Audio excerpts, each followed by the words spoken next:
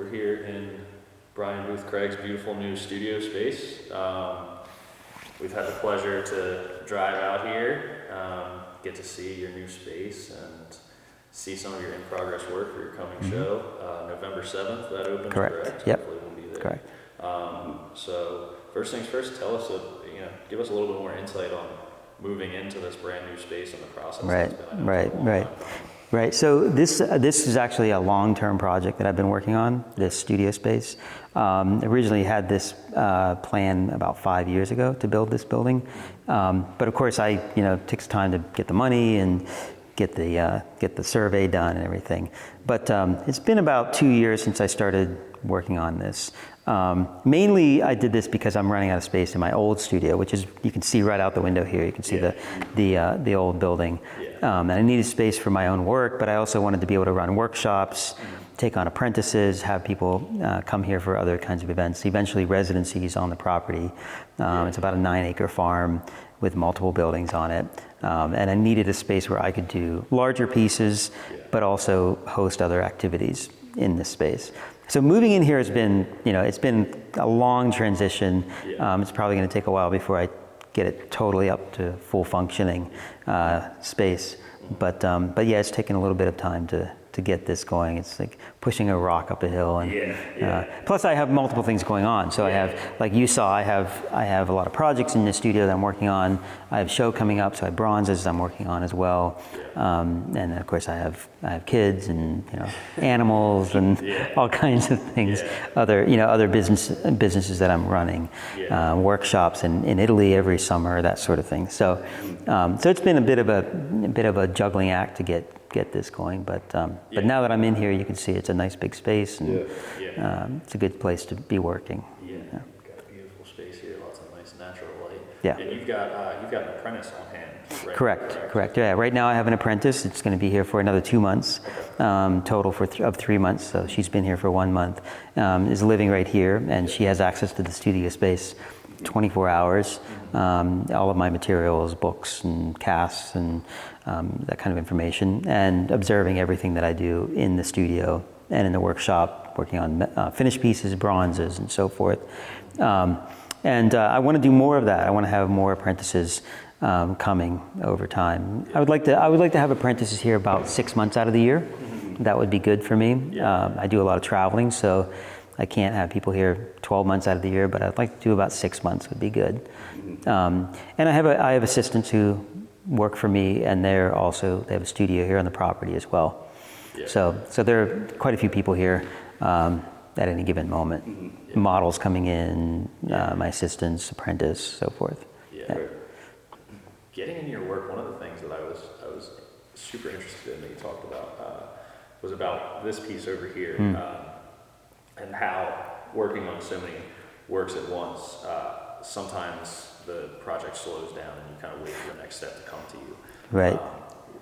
What is that process like? I mean, do you find yourself just sitting here sometimes and looking at your work, or what is the day-to-day like? Yeah, that's a really good question. So one of the reasons why I use the materials I use oil-based clay. It doesn't dry out. You can leave it for indefinitely, basically, as long as it doesn't melt, right? You're okay. So as long as it doesn't get above 120 degrees in here, I'm fine. But one of the things I like about it is that because it has a certain longevity to it, it doesn't dry out, I can have things sitting around the studio without covering them. I can be looking at them at any given moment. So sometimes I'll be working on something and I'll glance over and see something else that's sitting there, and it'll be in my mind. It'll be sort of ruminating over that thing, and I allow the idea to develop from that process. So backing up a little bit, I don't have clear specific ideas about the content of a piece before I start. I'll have a general idea, and then once I get a model here, I begin manipulating the clay. It starts to grow from that. So the meaning comes from the making. The content comes from the process of working with somebody working in the material, which is why sometimes things sit for a while, because I'll get to it. It's not so much that I get to any kind of roadblock as much as it is that I know that there's more that will open up from the process, and I just have to give it time to develop. And sometimes I just need to like let it sit on the back burner for a little bit. I mean, that's not, no, having said that, it's not always true. Sometimes a thing will just go from start to finish really quickly, right? Within 2 weeks, and it's done. But occasionally there will be things like the one that you're referencing that's over in the corner there that I know there's more to the piece. I know there's more to the idea that's going to come out. I just have to give it time to think about it. I got the core of the idea at the beginning, and then I think there will be facets to it that begin to develop in my mind as I look at it and think about it some more and work on it some more. That's how I proceed. I don't have a clear vision right at the beginning, and inspiration is kind of a silly idea in a way, because inspiration is something that is not a singular event, right? It's sort of a compounding thing. Plus, I don't think of my work as like simply individual works of art. Like they're not. I think of the body of the work as being informative of the individual piece, right? And vice versa, right? So having a lot of things around me that I'm working on in a process helps me to allow one thing to inform another, right? So one idea will develop into another idea and so forth. So yeah, that doesn't really describe my daily process, but that does describe the overarching process by which I do things. And the fact of the matter is, I think pretty much all artists do this, right? In some fashion or another. It's not, depending on your process and your material and the tools you're using and so forth. The process is very similar for all artists, that they as they start going into that rabbit hole, they discover things that they had no idea were going to be there, right? And that's frankly part of the fun of being an artist, is that process of discovery. Once you pick a line of inquiry and you start going in that direction, you will discover things you didn't expect along the way. Another thing I was wondering about was, and you have models come into this space and you work with them. We talked a little bit off camera about you diving right into the sculpture most of the time. Unless it's a new model, you might sketch a little bit. What's the process sort of posing them? Is that something that you have laid out, or do you kind of do you work through several poses? Does it just come to you when they arrive? How does that work? It's really very collaborative, actually. I prefer to think of each individual as having a set of body language, mannerisms and gestures and postures that are indicative of something that has meaning, right? So I prefer to adapt to their particularities and allow those particularities to inform something about my looking at them and interacting with them, okay? So I'll give you an example.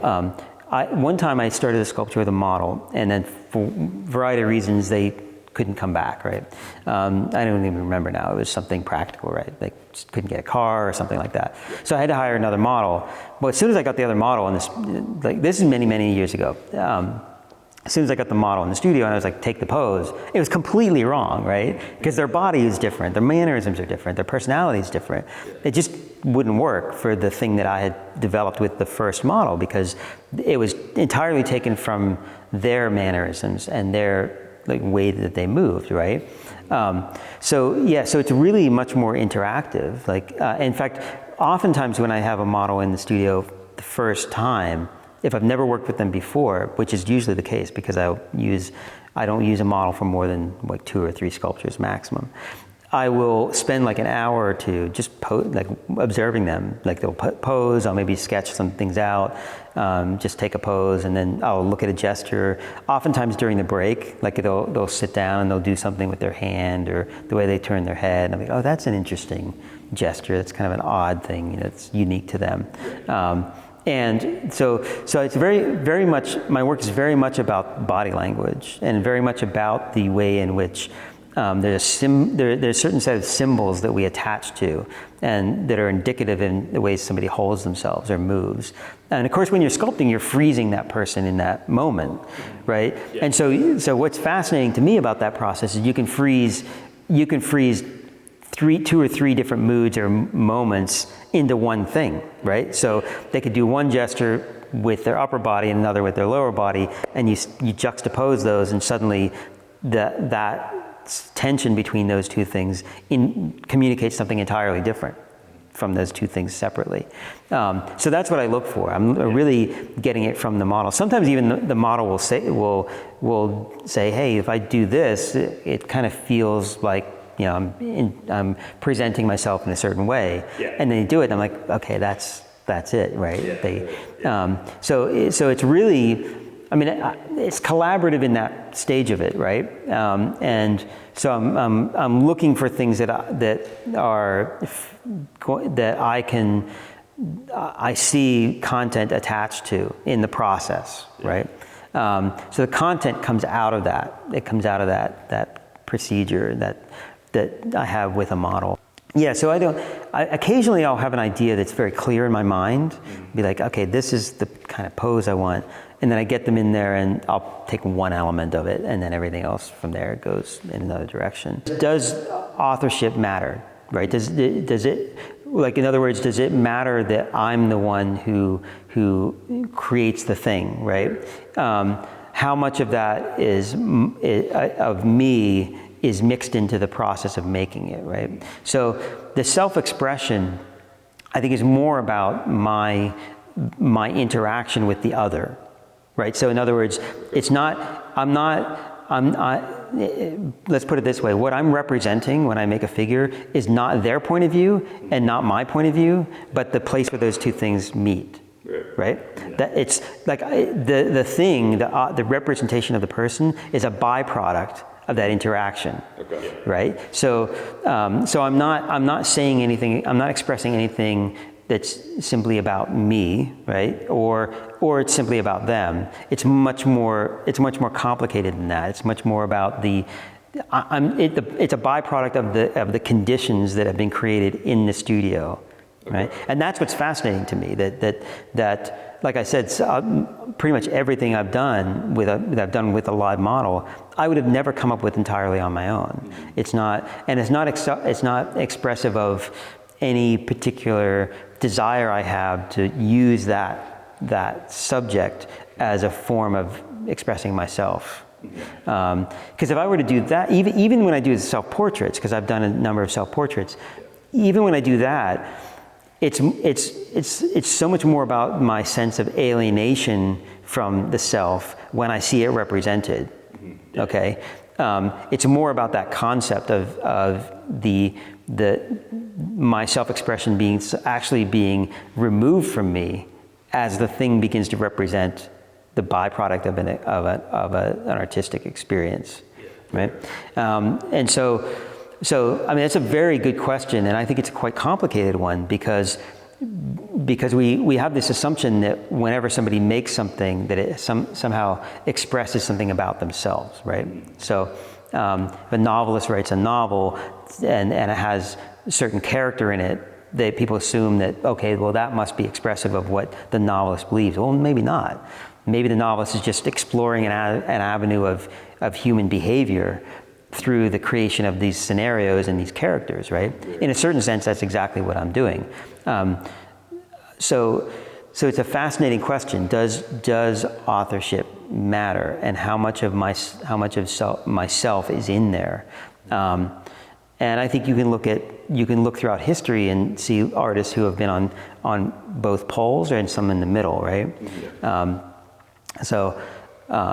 Like one of my favorite examples is if you compare Michelangelo and Bernini, right? Okay, like if you look at Bernini's work, it's really hard to see him in the work, right? You see his hand, obviously, but you never get the sense that he's expressing something personal, right? He's sort of given a task, he completes the task, he's expressing a set of defined criteria from the patron, right? Whereas Michelangelo could never do that. Like he would take the defined criteria and be like, okay, I'm gonna do my thing now, right? You can see him in everything, right? You can see, and you can, like I don't think it took psychoanalysis to recognize that he was attracted to male nudes, right? I don't think that's a very complicated thing. It's pretty obvious in some ways. But you can also see the conflict in him, right? You can see this expressing itself in the work. But I don't think that he was he was simply thinking that the art was an avenue for that, right? I think it was just a natural byproduct of the thing that he did. So I don't think all artwork has to be one or the other, right? It can be incredibly self-expressive and just sort of like, this is emoting who I am as a human being in my experience in this world. And it can also be this very removed thing where the person is very, very sort of conceptual. And it's not about their self-expression, it's about some idea that's outside of them. And then there's somewhere in the middle, and I find myself somewhere in the middle. But of course, this is my experience of it, right?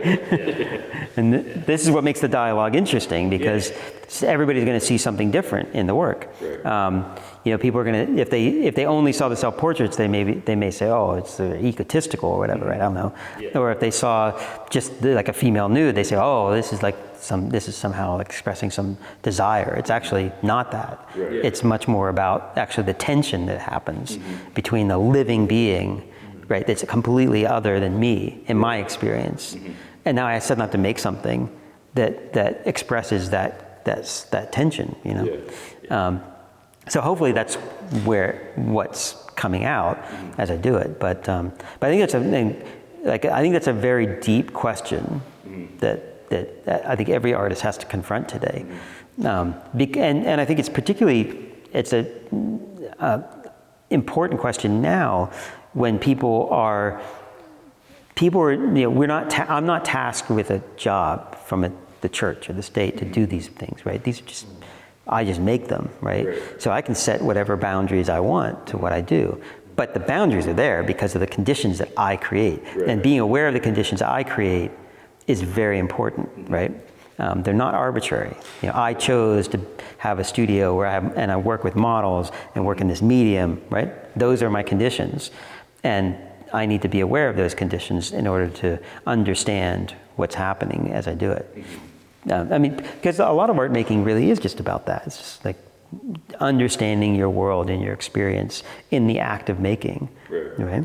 So, it's a unique time. I think it's actually quite exciting time to be an artist because of that. We're in between worlds now.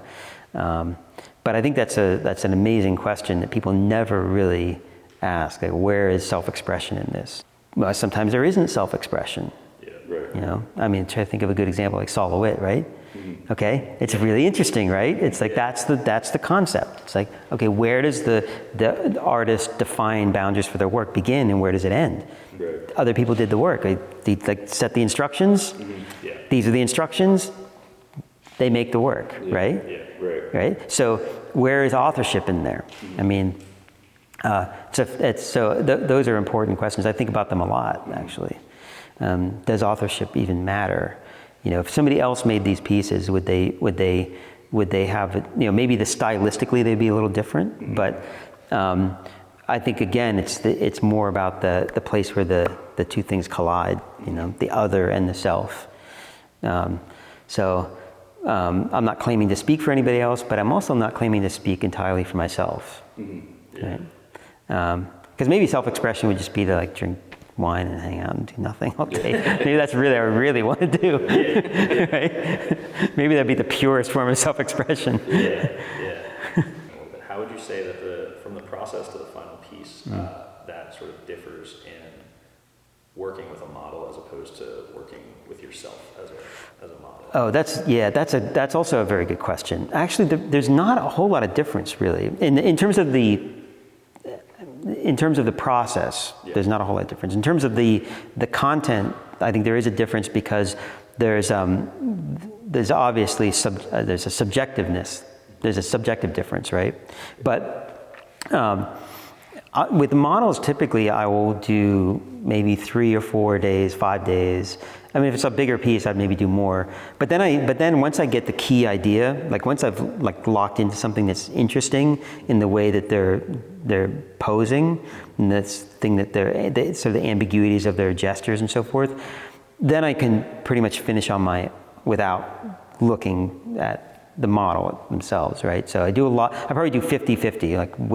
I'll do 50% of the work with the model and 50% without, right? it's kind of the same with the self-portraits. Yeah. Like I get key elements of myself, but then I'm not trying to produce a precise replica of my physical bearing, right? Yeah. That's not what it is. It's a representation, Yeah. right? So I will invent a lot of things, right? I will, like, in the sense that I will exaggerate or de-emphasize certain elements to create forms that would be more interesting for expressing an idea, right? But that idea will start to develop as I do the work. So in certain sense, there's not much that's different in the procedure, right? Obviously there's one key difference, which is that I can't look at myself 10 feet away. Right. Yeah. So I have, using mirrors or, whatever that I have to use to observe myself. But otherwise, I oftentimes will veer off and start to make changes according to what I think the idea requires or the content requires. It just sort of emerges naturally. Yeah. So yeah, in that regard, it's not like I'm very different from somebody like Ewan Uglo, right, the painter, who would like spend hours and hours and hours observing looking for like a key, looking for some sort of mathematical element in there that would then. Yeah, and that's what the work's about. It's about that process of searching. I usually lock into it pretty quick, and then I just go off from there. Then I don't need the model so much. But I think in terms of the difference between the two, using a model or using when I use myself, is the subjectiveness, right? That there's like the question about self-expression, there's an implicit self-expression when you're doing yourself, right? It's like built into it. But I'm curious about the question about, well, what if my self-expression is a complete lie, right? What if it's not accurate? And it isn't really accurate, it never could be. So in a certain sense, that is the content. The content comes out of the process, which is so if you think that you're more objective about yourself, but you're not, you're totally subjective. So that's the content. Whereas when you're dealing with a model, you're dealing with another, it's assumed, and it should be assumed. You should be aware of the fact that it is subjective, right? You can't ever speak for anybody else. And I would never presume to. So in that sense, I think there's a difference. But procedurally, they're very similar. Yeah. We talked a little bit about this off camera and in our past interview. How do you think that the conceptual idea of working representationally has altered throughout time into your work and then into your work specifically? Yeah, that's a good question. That's another. You guys have good stuff here. Okay. So conceptually, I think it's a long story. Okay, so the idea of the nude, the figure, was invented, right? It's an invented idea, right? The figure is it's not something that just comes naturally, organically, right? Going back to ancient times, the idea of the figure is a fairly new one, really, in some ways. But conceptually, I think what's shifted is that the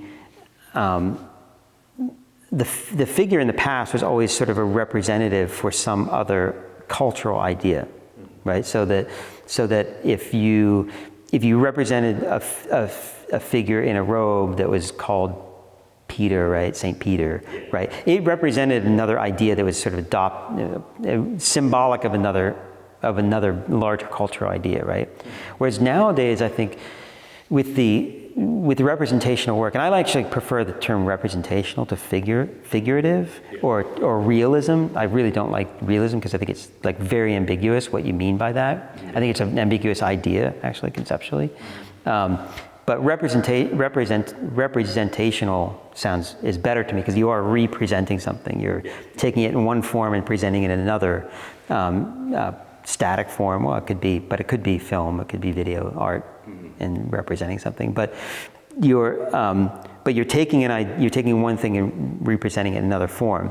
Well, the difference now is that in some ways we've gone backwards, right? So I think that we've come to the point where we're thinking more representational artists, particularly sculptors, are thinking more about sort of these primal energies that humans contain, right? And not symbols of a particular cultural static belief system, right? I think that's conceptually a big difference, that we're not bound to these narratives. The narratives are now self-generated, right? They're internal narratives.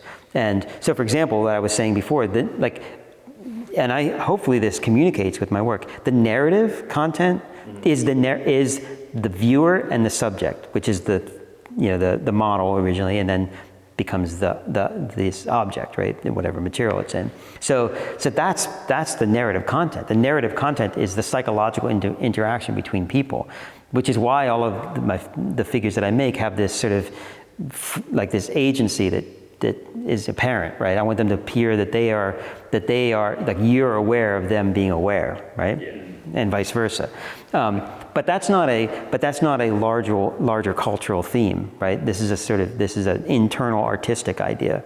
So I think that conceptually is a big difference.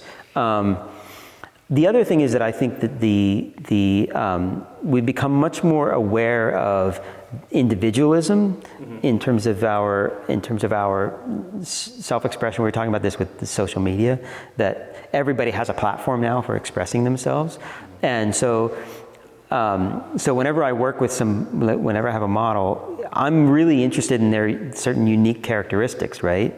Whereas in the past, I might have just I would have used the model for whatever reason. It would have been, as a stand-in for representing another idea, right? It wouldn't have to be that particular person, right? Yeah. But so I think that's a key conceptual difference.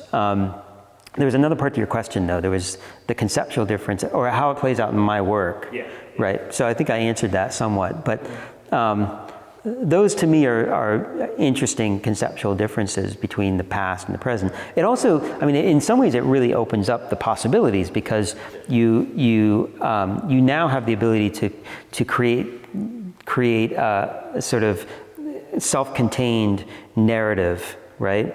That has its own symbols and its own keys to understanding. And people then have to search for those. It makes it I think there's a lot of really interesting representational work going on right now for that very reason, because we've been freed from all of those sort of cultural narratives that require certain symbols for everybody to understand, right? It also creates a little bit of a challenge too, because then when you have no narrative beginning, you have to find a process by which a narrative will emerge. And I find that incredibly fascinating. It's the most fun part about sculpting, really, to me. Is getting to that stage where you suddenly realize something's being communicated between yourself and another living being, right? You talked a little bit, and it was off camera, and during that answer, about your work being the experience between the viewer and the subject, and right. Your work working as a collective, a whole, a body of work. Right. How would you say you alter that experience, or you find that experience differs from show to show, or between full body of work, say you're having a solo show, or just a single piece on display? Yeah, that's another good question, because I think that this is a tricky one, because of the way our careers are structured now, and the way that we do things, it is segmented though. Here's a show, and then here's a show, right? It's almost like that's what's expected of you. It's a really interesting artificial paradigm, right? If you think about that, why do we have to have these intervals? Okay, in 2 years we're gonna have this new show. Now, I think in some ways it makes sense, because particularly for certain artists, because they have one grand idea that they want to be self-contained in that one show, right?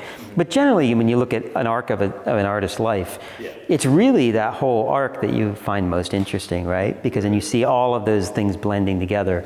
I tend to think in the bigger picture, right? Because I know that what I'm doing now is not what I'm going to be doing in 10 years. I just know it. I already know. I can already see a year from now how some of the things are going to shift, right? And so So that's, I don't really, I think obviously when you're working on a show and you have work for a show, you have to have something that holds it all together, right? Like there has to be some sort of thematic glue that keeps it, makes it feel like it's, like you said, that one piece is informing another, or that the whole is informing an individual piece, right? Yeah. And vice versa. But ultimately, like I'm really thinking long term when I'm working. I mean, not in the studio, obviously, when I'm working on a particular piece. Yeah. I'm thinking about that piece. But it is. I can see that how this line of inquiry has many paths that I could go on, like alternate universe kind of thing, you know. And that's what I really am most interested in, because you know, in the end, you know, people they're not gonna recreate the shows, right? Yeah. Very unlikely that that's going to happen. That you know, in the future, in 100 years, they're going to be like, okay, we're going to recreate this show. Let's find these 10, 15, 20 pieces, put them in the same room. It's not going to happen, you know, unless it's like installation art or something. You know, that kind of work, it makes sense. But with what I do, they're individual works that are informing each other. It's really more about the larger body. But having said that, I don't ignore the fact that when I have a show that there has to be something that holds it all together, and it does make it, like sometimes there's, like right now this upcoming show, there was one piece that I thought about like wanting to really push to include, and it was just so different from all the others because it's a male nude, and it would have been really very, like it would have just like stood out, and it'd be like, well, how does that fit? So I'll save it for later. It's okay. Yeah. I mean, and that gets back to a question you had earlier about having so many pieces in the studio. Because if you look around, we could do this later. I can show you like 3 main themes that I'm working on right now concurrently, and they're obviously interacting, but they're themes that are kind of moving separately toward probably individual shows. I hope.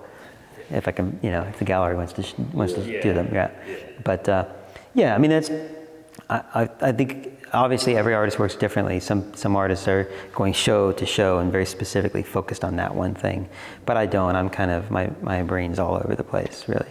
Now you wouldn't necessarily know looking at like Instagram, you know, because you'd see a particular set of things that look like they go together. But I think in 20 years you'll look back and be like, oh wait, there was an arc here. Hopefully. I mean, it would be kind of sad if there wasn't. Do you want to talk about your classes a little bit, or your? Oh yeah. So I used to be a professor. I was a full-time professor for 10 years, but I stopped doing that about 4 years ago. And since then, I've just been doing workshops, 1 to 2 week workshops, mostly figure modeling, figure sculpture, and I want to start doing them here in this studio. So I'm going to try to do 2 or 3 times a year. I'd like to do some workshops of my own here. I always do Rome every year in the summer, early summer, May 2020 coming up. So I do that, and then I travel around doing some workshops. My preference is, well, okay. So I have a whole strategy behind all of this. Okay. My preference is to do Southern Hemisphere workshops in our winter, because we live in the Northeast, right? Now, so I kind of want to get out of the winter weather and go to warmer climes in those months. So ideally, I could go. I want to go to do South Africa again, Brazil, Australia as well. So those are my 3 locations that I'm going to be doing. And part of that is practical, right? It would be easier for me, one person, to go to Australia and have 10 people that I can interact with, and then trying to get 10 people to come here, right? It's just makes more sense. But then the courses I do in Rome are kind of that's kind of the magnet for people from all around the world. I get people from basically every continent that have gone to the workshops there, which is pretty fun. It's like meeting all these people from disparate locations. Otherwise, it tends to be local. Like when I do South Africa, it's Southern Africa, people that attend, and the ones I do here will probably be mostly people in North America. So I kind of want to spread it out that way and meet as many people as I can, and that's part of the fun to me, is you get to meet lots of like-minded people who have new ideas, and It's really changed. I will say this, like, I would encourage every artist to do some teaching at some point in their life. It really changes your work a lot. It can make you much more efficient in your own process, because when you have to articulate to other people your way of thinking about looking and manipulating materials and using tools or whatever it might be, right? It doesn't have to be representation work, it can be anything, right? It changes the way you think, because as you articulate it, you realize that what you take for granted isn't necessarily the way everybody else thinks, right? Yeah. And vice versa, I think if you're attentive to that interactive process, which I hope people would be if they're going to teach, you get things from people that you would never expect, right? It just, you see ways of thinking that expose your own process to yourself, and like, oh wait, I didn't consider that, right? So it's radically changed my work over the years. I know it's hard for people to see that. I know it. Like, I can admit that. Like, I know that, like, students have had a tremendous effect on me. So that's why I think no matter what happens in the rest of my career, I'll probably always do a little bit of teaching. You know, even if I'm only doing like one workshop a year, just so that I can continue that process of interacting with people and new perspectives. Yeah, it's an incredible thing. But and meeting people from around the world, I mean, what's better than that, right? I mean, yeah, I can't beat that. Just, you realize that, I mean, I already feel this way anyway. I'm very ecumenical in my thinking, and you realize that people are the same. You know, we have same kind of core desires and interests, and so teaching really exposes you to a lot of good stuff. So I highly encourage people to do it. But yeah, I do workshops. 2 to 6 a year. Do you want to talk a little bit about the importance of a community of makers and surrounding yourself with other creatives throughout the process? Yeah. Yeah, that's a good segue from the teaching, which is that teaching is a way of beginning to build community. And that's always important to me. And one of the reasons why I bought this piece of property and why I built this new studio, because I live in a somewhat remote area. It's not too far from New York, about an hour and a half from New York City. But I wanted to have a place where people could come and spend some time here. Eventually, I'd like to have some buildings on the property for resident artists, and like I said before, I have apprentices and assistants here. And part of the reason for that is that I think it's really important as an artist not to be too isolated from what's happening in other people's creative endeavors. So yeah, community building is very important. I think it's extremely important right now because we have a false sense of community because of the internet, because of social media. We know people, but I don't think it helps if you're always distant that way. I think you have to find ways to bring people together, actually physically in presence, right? Not just talking on the phone or video chatting or direct messaging on some social media platform. I think it's extremely important for people to actually close that gap and interact, in the same space, and see how their creative process is indicative of some aspect of their experience as a human being.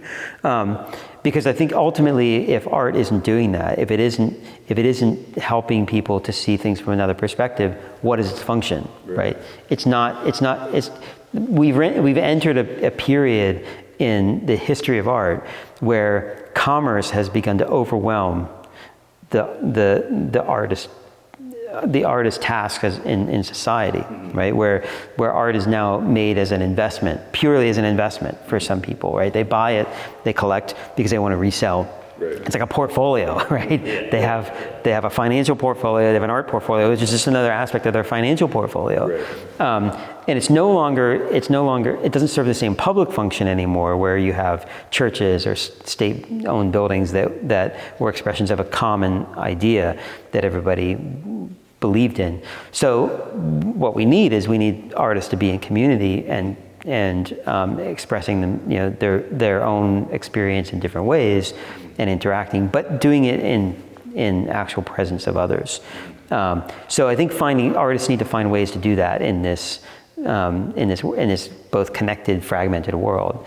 I think using social media and the internet as a platform for making people aware of what individuals are doing, what you guys are doing, what other people that I know are doing, so that they can draw them to those places. That's important. So, I think community is extremely valuable for an artist today. And let's be honest. Also, the fact of the matter is, a lot of the art centers of the past are now too expensive for people to live in, whether it's Paris or New York. Right? People were moving. I mean, I moved out because I couldn't afford it. It's like I couldn't afford a space this large in New York City. I just couldn't.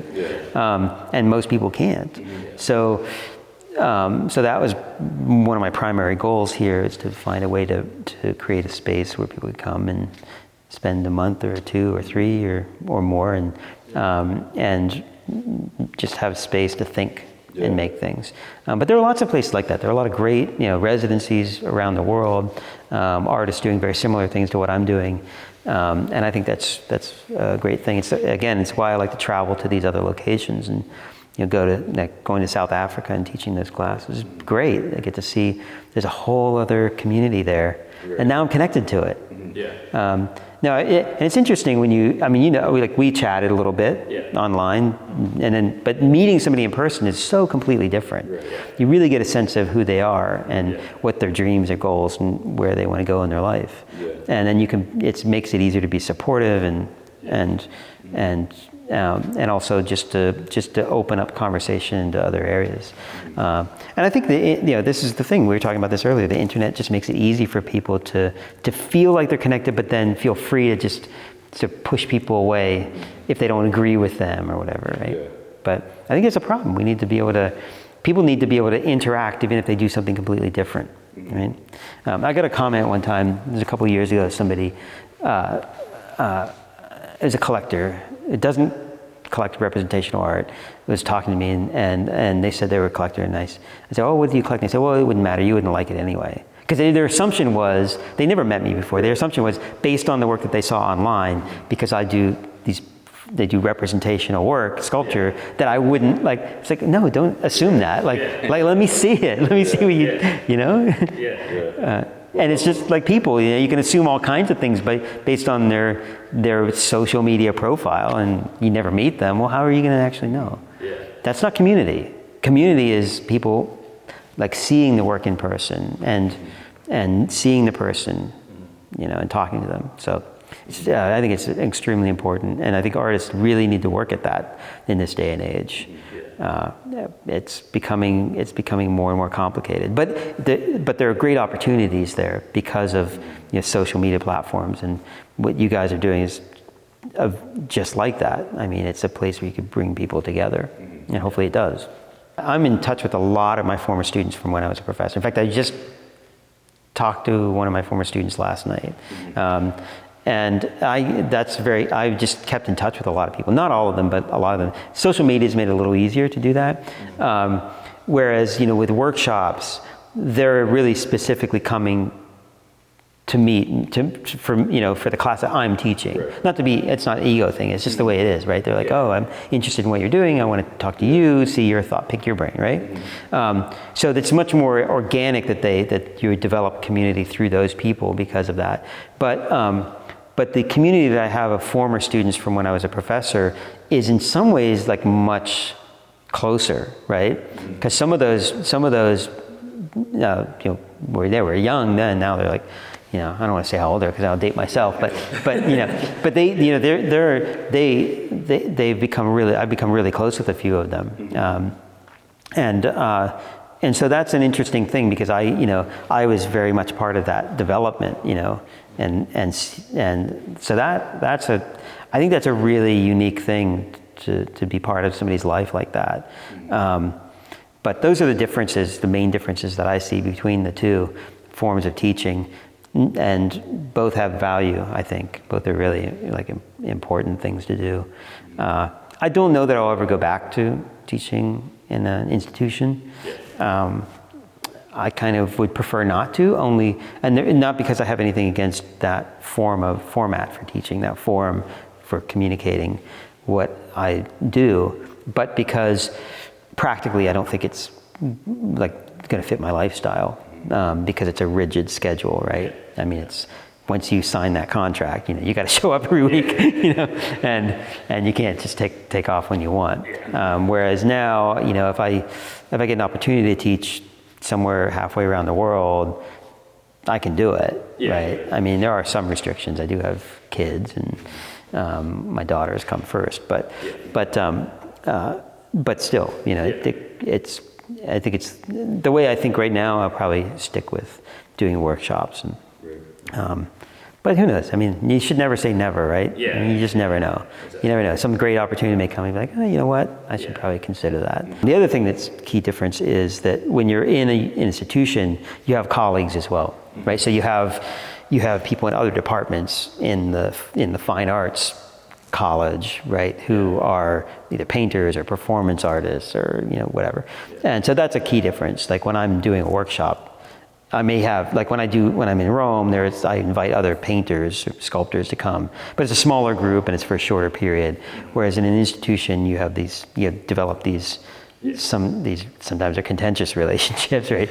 But you have to deal with all these colleagues that are around you, and so that community is a little different. And I think that has a lot of value too, to be interacting with those people. So those are the key differences. But they both enriched my life in different ways. So, and helped me be a better artist. I think. Yeah. I think so. I mean, hopefully I'm a better artist, but I'm assuming that because it really pushed me, made me challenge my own thinking. How would you say that artists who work strictly in a different style than you, I mean, especially on like opposite ends of the spectrums, push you or challenge your work differently and make you better than someone who does something similar? I think that's a tough one to answer because it really depends. I can think of multiple ways of answering that because I can think of different examples of different kinds of work. I think they challenge my thinking by their conceptual framework, right? Yeah. So, I think most of the way I think about my work and what I'm pursuing in my work didn't come from people who do similar work to me. Yeah. In fact, I'm positive about that. It came from people who do very different things. Who when I started to see what they were doing and define it, realized that there was a whole other aspect to making art that wasn't part of my consideration.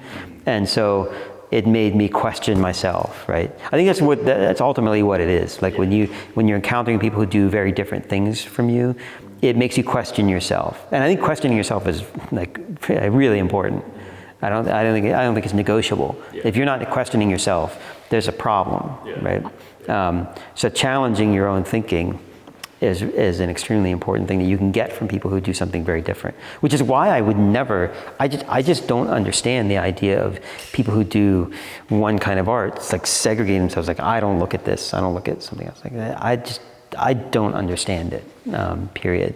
But you see that a lot in the art world, in visual arts. I think it's a quite common thing. But my question to them is always like, well, you play music? And they're like, no. Well, you listen to it, right? Yeah. It's another form of human expression artistically. Yeah. It's a creative endeavor that you participate in. It's completely different from what you do. Yeah. How is that any different from, somebody else does abstract painting? Why would you not consider that art form as a valid thing to think about and challenge your own way of pursuing your creative life?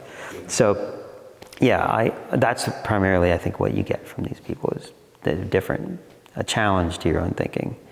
Yeah. The thing is, there's no, the tradition that I'm in, right? So tradition, right? I'm within a particular continuity of Western tradition, right? Yeah. Right. Okay. We know that. We can look at it. We can see it, right? It hasn't been played out. Yeah. And people who assume that don't understand. It's like people who don't know wine. Like they're like, oh, it all tastes the same, right? Yeah. Well, But if once you dive into something deeply, you start to realize that it hasn't, that there's almost no end, right? Yeah. There's almost no end. It's not played out yet. And so people who look at other things and just they dismiss it, they're usually dismissing it because they haven't given it a chance. And I think it's important as an artist to give things a chance. And I do that with work too. Sometimes there are certain artists whose work I look at, I'm just like, I just don't get it. But I never say never, right? Yeah. I'm always, keep engaging with it, try to understand it deeper, and give people the benefit of the doubt that if they've been giving their entire life to this thing, they must be doing something for them, right? Yeah.